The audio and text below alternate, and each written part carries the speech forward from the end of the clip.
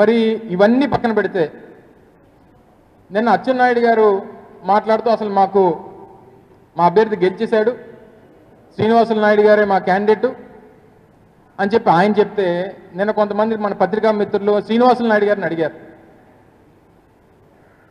నాయుడు గారు ఇలాగా అచ్చెన్నాయుడు గారు మీ గురించి వారి తాలూకు గెలుపుకి మీ గెలుపుకి వారే కారణం అని చెప్పి వారు చెప్తున్నారు, మీకేం తెలుసు అంటే నాకు తెలియదు అన్నాడు పాప. మరి ఎవరి మాట నమ్మాలి?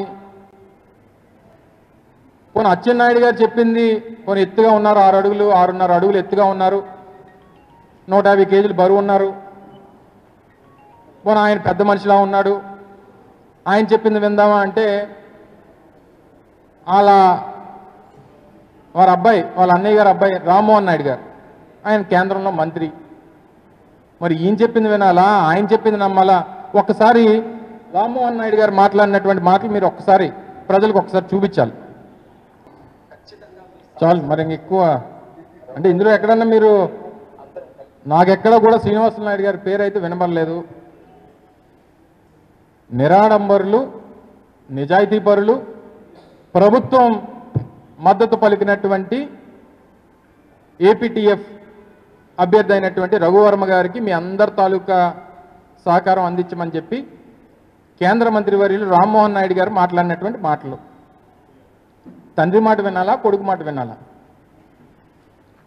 బాబాయ్ మాట వినాలా, అబ్బాయి మాట వినాలా?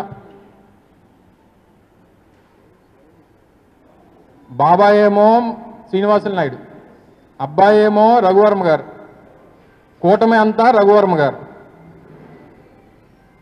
లేదా అచ్చెన్నాయుడు గారికి తెలుగుదేశం పార్టీకి ఏదైనా గ్యాప్ వచ్చిందా? గతంలో ఆయన అన్నటువంటి పార్టీ లేదు, ఒక్క లేదు అన్న మాట ఏదైతే అన్నాడో దానికి ఏమైనా కట్టుబడి ఉన్నాడా? లేదు 6 అడుగులు ఎత్తు 150 కేజీలు బరువు ఉన్నారు కాబట్టి అచ్చెన్నాయుడు గారి మాటలే వినాలంటే మరి కూటమిలో ఉన్నటువంటి మిగిలిన నాయకులైనా సమాధానం చెప్పాలి.